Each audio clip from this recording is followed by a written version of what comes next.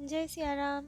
तो कल तक हमने अपने प्यारे कथा रसिक श्री सीताराम जी को श्रवण कराया पंडित रामकृष्ण दास बाबा जी का चरित्र कि कैसे उनके सानिध्य में एक 20 वर्ष का बहुत ही होनहार मेधावी बालक आया जो आगे चल के सिद्ध संत बने गौरांग दास बाबा जी, जो कलकत्ता से आए थे। होनहार विद्यार्थी थे, प्रसिद्ध महात्मा रामदास बाबा जी से आज्ञा लेके पहुंचे थे।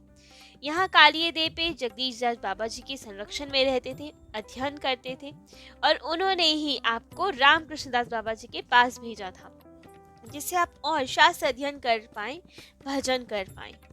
पंडित बाबा ने उन्हें ग्वाल पोखरा में रहकर भजन करने का आदेश दिया। अब वे नित्य वहां से आते और यहाँ ग्रंथ आलोचन करते, बाबा जी से भागवत जी पढ़ते, षट संदर्भ पढ़ते, बहुत सारे भक्ति ग्रंथ का अध्ययन करते, मनन करते। कुछ दिन बाद ही बाबा की कृपा से ग्रंथों में उनकी तदाकार वृत्ति हो गई, मानो उन्हीं के अभिन्न स्वरूप बन गए वे।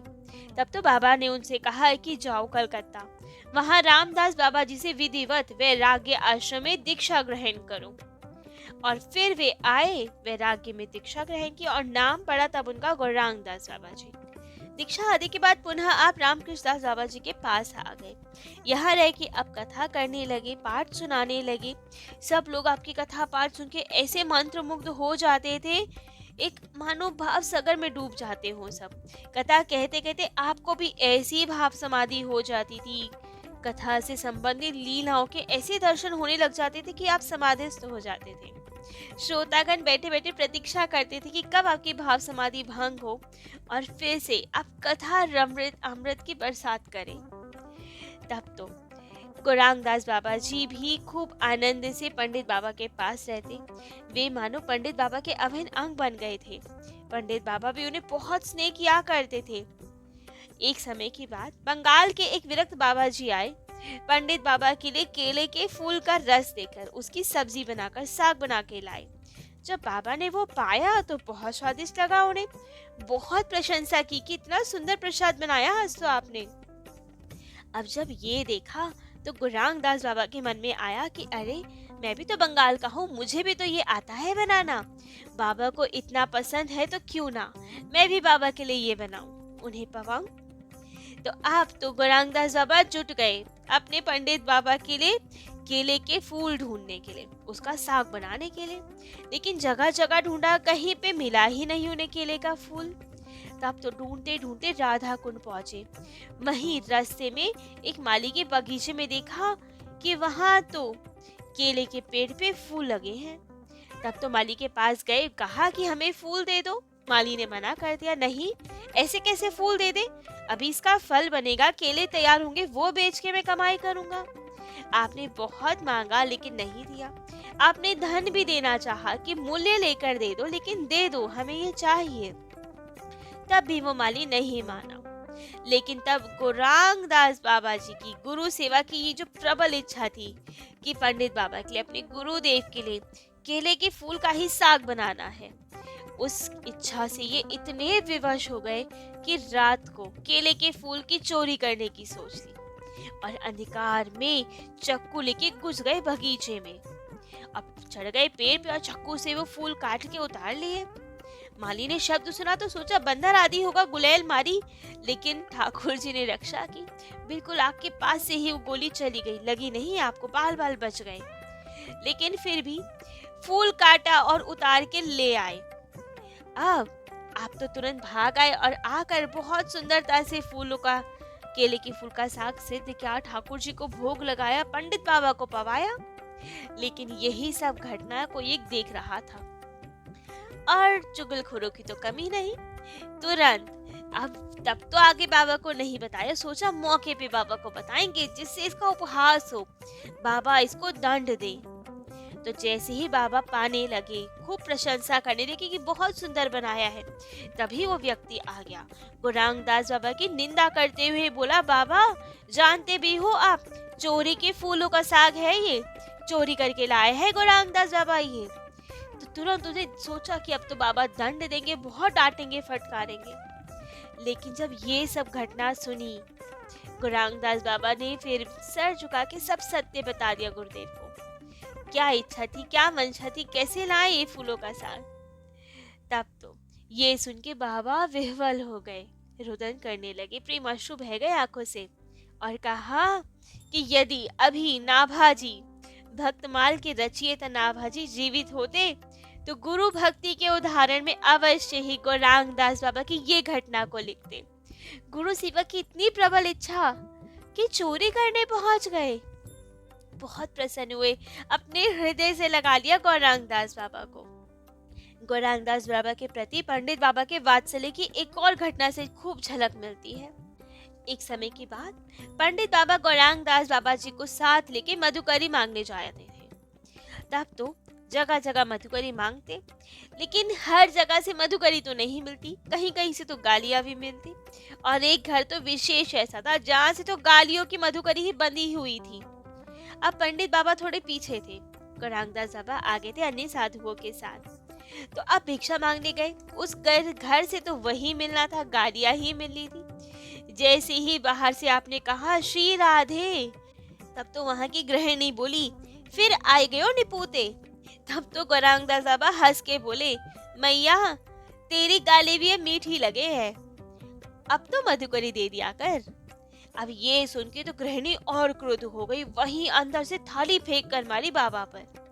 अब जैसे ही ये देखा तो पंडित बाबा पीछे से ही चिल्लाते हुए, अरे मारे छोरे को मार दिया, मारे छोरे को मार दियो। जबकि स्वयं रोज गालियां सुनते थे, उन्हें कोई कुछ कहे तो कोई असर नहीं पड़ता था।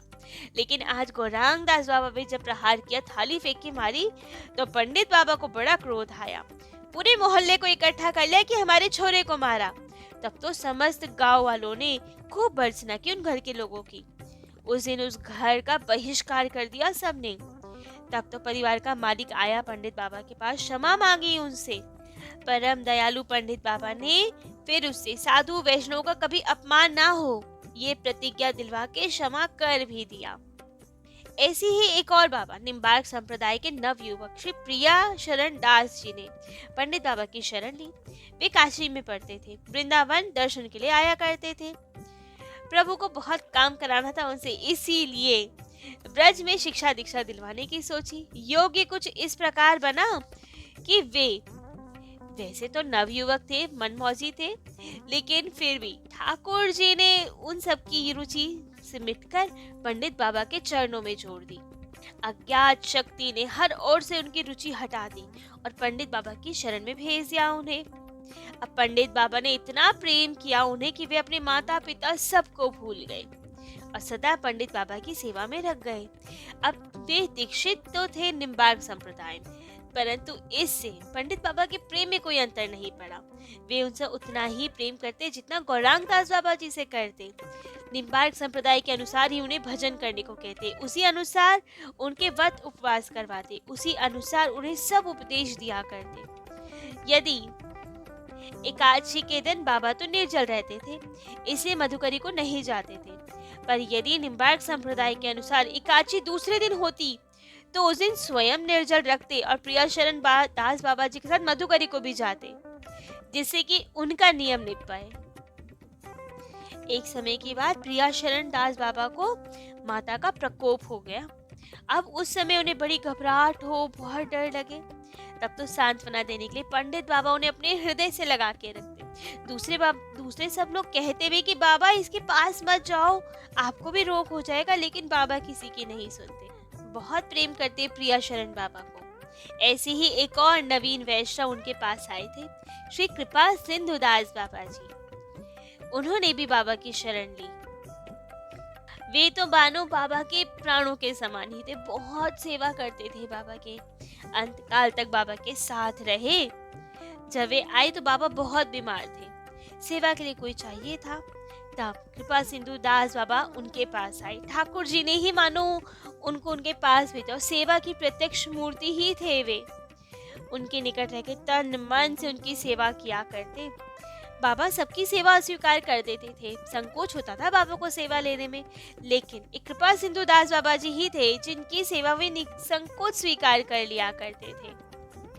लेकिन जब बाबा स्वस्थ हो गए तो उन्होंने देखा कि कृपा सिंधु जी तो बहुत सेवा करते हैं। उन्हें संकोच हुए तो उनसे बहुत कहा करते थे कहीं और जाके भजन करो, कोशिश करते थे ये चला जाए कहीं और। लेकिन अब कृपा सिंधु दास बाबा जी का तो पूरा मन आपके चरणों में रम चुका था, जाने का तो प्रश्न ही नहीं।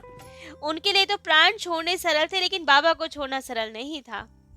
तो वे कभी उनसे दूर नहीं गए, सदा बाबा के पास ही रहे, अभिन्न अंग बनकर रहे, बाबा की परछाई की तरह उनके साथ रहे। बाबा प्रेम से उन्हें बच्ची कह के पुकारा करते थे। शायद मंजरी स्वरूप सखी स्वरूप में मानते हो, इसीलिए स्त्रीलिंग में बच्ची कह के पुकारा करते थे कृपा सिंधु दास बाबा जी को। बाबा की आज्ञा से उन्होंने समूचा गोविंद लीलामृत कंठस्थ कर लिया था। बाबा की बताई रीति के अनुसार अष्टकालीन लीला सुमिरन किया करते थे। अष्टकालीन लीला सुमिरन में इतने अभ्यस्त हो गए थे कि हर समय उसमें डूबे रहते थे। बाबा की सेवा के समय भी उनकी योग्यता के अनुसार उनकी सेवा कर दिया करते थे।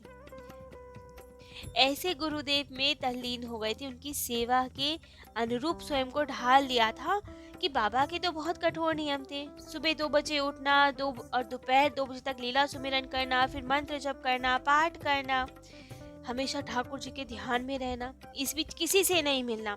लेकिन फिर भी बीच बीच में अपनी बच्ची कृपा सिंधु दास बाबू जी को बुला लिया करना। कभी कभी तो लीला में ऐसे डूब जाते थे, मानसिक सेवा में ऐसे डूब जाते थे कि आगे क्या करना है, कौन सी सेवा करनी है, ये भी भूल जाते थे।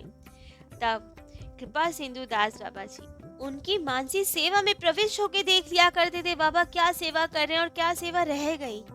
तब तो उनके पास जाके हल्के से उन्हें सब बताया करते थे कि बाबा अभी श्रृंगार हो गया है, भोग का समय है, भोग लगा दीजिए, आरती कर लीजिए। बाबा यदि कभी लीला में भूल जाते सेवा करना तो कृपा सिंधु दास बाबा मानसी सेवा में उन्हें सब बता दिया करते। ऐसे सिद्ध हो गए थे वे बाबा के सानिध्य में। लेकिन समस्या तब आती थी जब बाबा की तरह वे भी लीला में डूब जाते थे। गुरु चेला दोनों ही सुध बुध खो बैठते थे। तब कौन संभाले उन्हें? तब स्वयं राधा रानी उन्हें सेवा बताया करती थी। ऐसे ही हुआ था एक बार, ग्रीष्म ऋतु थी, बाबा के साथ मधुकरी लेकर लौट रहे थे वे। लेकिन इसी बीच पवन की गति कुछ तीव्र हो गई। मार्ग में लता तरु बहुत सारे हिलने डुलने लगे, हल्की हल्की बूंदाबांदी होने लगी, वातावरण बहुत सुशीतल हो गया, पक्षी गाजने लगे, मोर नाचने लगे, मानो ऐसा अद्भुत वातावरण हो गया कि राधा कृष्ण जी की कोई मधुर लीला होने को हो। आनंद आ गया, अब दोनों ही उसमें खो गए। गुरु शिष्य दोनों ही सुध-बुध ऐसे खोए कि मार्ग तक भूल गए, मानो कहीं भटक रहे हो, ठाकुर जी का ध्यान कर रहे हो, कुछ नहीं पता। वे वृंदावन के दाऊ जी के बगीचे से, जहाँ वे वर्षों से रह रहे थे, वहां से मार्ग भूलकर कहीं बहुत दूर बहुत सुंदर गांव में जा पहुंचे। दोनों में से को किसी को कुछ भान ही नहीं। तब राधा रानी उन्हें संकेत करती, चेतना आती, तब वे वापस पहुंच पाते। कृपा सिंधु दास बाबा जी इस हद तक पंडित बाबा के अभिन्न अंग बन गए थे कि एक बार पंडित बाबा के दाढ़ में बहुत दर्द था, पूरा खोखला हो गया था। तब तो बहुत मनाया गया कि डॉक्टर को बुला लीजिए, इलाज करवा लीजिए। तब तो जाके बाबा ने स्वीकृति दी। लेकिन जितने में डॉक्टर आ पाता मथुरा से, इतने में तो बाबा भजन में बैठ गए, समाधि में डूब गए। डॉक्टर आया तो बाबा से पूछा, बाबा कौन सी दाढ़ में दर्द है? लेकिन बाबा तो ये भी भूल गए भजन में कि कौन सी दाढ़ में दर्द है। कुछ नहीं पता, कहा कि मुझे नहीं पता चल रहा कौन सी दाढ़ में दर्द है। अब डॉक्टर कहे फिर इलाज किसका करूं, बताओ तो दर्द कहाँ है? नहीं मुझे नहीं पता। तो किसे पता है? कहा बच्ची से पूछ लो, बच्ची को पता होगा। तब तो कृपा सिंधु दास बाबा आए, उन्होंने देखा, महसूस किया और बताया बाबा को कि कौन सी दाढ़ में दर्द है बाबा, की कहाँ का इलाज करना है। ऐसी ही एक बार और बाबा बड़े बीमार पड़ गए, इतने दुर्बल हो गए कि मुझसे कुछ कहा भी नहीं जा रहा था, बहुत मुश्किल होती थी। और भजन करते करते गला एकदम सूख गया प्यास के मारे। अब तो आ तो करे, लेकिन सेवा को कुछ समझ ही ना आए बाबा क्या चाहते हैं, क्योंकि भजन में बैठे। इतना भी नहीं कि भजन से उठ के जल ले ले, क्योंकि भजन में इतना आनंद आ रहा। और कृपा सिंधु दास बाबा जी गए थे मधुकरी लेने। अब मधुकरी ले तो बार बार उन्हें प्यास लगे, रास्ते में बार बार जल पिए, लेकिन थोड़ी देर बाद फिर प्यास लगे, बार बार प्यास लगे। उन्हें समझ ना आए कि इतना जल पीने के बाद भी प्यास क्यों ना जाए। आ गए फिर जब आश्रम में वापस, तो देखा बाबा को, तो देखते ही समझ गए कि बाबा को तो प्यास लगी है। बाबा के इशारे समझ गए, तुरंत जाके बाबा को जल पिलाया, और बाबा को जल पिलाते ही कृपा सिंधु दास बाबा की प्यास बुझ गई। तब वे समझे कि प्यास हमें नहीं बाबा को लग रही थी, इसलिए प्यास हमारी बुझ नहीं पा रही। जब बाबा राघव की गुफा में या शाम कुटी में भजन किया करते थे, उस समय गोवर्धन जी में जितने भी निष्किंचन भजनानंदी महात्मा थे, उनकी टोली बन गई थी, और पंडित बाबा उस टोली के केंद्र थे। सभी संत सुबह 2-3 बजे उठते थे, सारा दिन भजन करते थे, संध्या समय मधुकरी को जाते थे, और जब मधुकरी से लौटते थे तो अपनी अपनी मधुकरी एक ही स्थान पे बैठकर मिल बांट के पाया करते थे, और फिर अपना झोला धोकर रख देते थे, और रात को 12 बजे तक बैठकर इष्ट गोष्ठी करते, अपने अपने भजन की बातें कहते सुनते, बीच बीच में हास विनोद किया करते। यही सब चलता था, लेकिन बाहरी कोई लोग इसमें शामिल ना हो जाए, इसलिए स्थान बदलते रहते थे, एक ही जगह पे ऐसी गोष्ठी नहीं किया करते थे। कभी कहीं और कभी कहीं ऐसे ही पूरे संतों की टोली जमा कर हुआ करती थी। तो एक दिन चकलेश्वर के महंत श्री सनातन दास बाबा जी ने कहा, कल सबकी मधुकरी मेरी कुटिया पे होगी। अब दूसरे दिन सब अपनी अपनी मधुकरी लेके वहां पहुंच गए। सनातन दास बाबा ने उस दिन बहुत सारे परवल बनाए, 5 सेर परवर, 1 सेर घी में डाल के खूब अच्छे से साग बनाया उसका, और बनाकर ठाकुर जी को भोग लगा के बाबा के सामने रख दिया। अब बाबा ने जब देखा तो खूब प्रेम से पाया, चटकारे ले लेके पाए जाए, वाह कैसी स्वादिष्ट बनी साग, वाह कितना स्वाद है, कितना प्रेम भरा है ठाकुर जी का इसमें, पाए जाए पाए जाए। अब दूसरे लोग सोचे कि बाबा तो स्वल्पाहारी है, थोड़ा बहुत पाते हैं, हमें लगा था 2-4 परवल पा के छोड़ देंगे हमारे लिए प्रसादी, लेकिन बाबा तो आज छोड़ने के मूड में नहीं, पाए जाए पाए जाए। सब देखते ही रह गए, बाबा छोड़ ही नहीं रहे। किसी ने कहा लग रहा है कोई आवेश आ है बाबा को लीला का, तो पा रहे हैं। किसी ने कहा बाबा को इस बात का भय ना हो कि हम उनकी झूठन प्रसादी ले लें, इसलिए थाल पोछ पोछ के सब पा रहे हैं कि कोई तिनका भी ना रह जाए। कोई कहे कि नहीं, सनातन दास बाबा ने विनोद किया, 5 सेर परवर रख दिए इनके सामने, तो बाबा ने चुनौती स्वरूप में ले लिया, इसलिए पा रहे हैं। लेकिन ये क्या लीला भाई, कैसे इतना सारा साग बाबा पा गए, कोई नहीं जान पाया।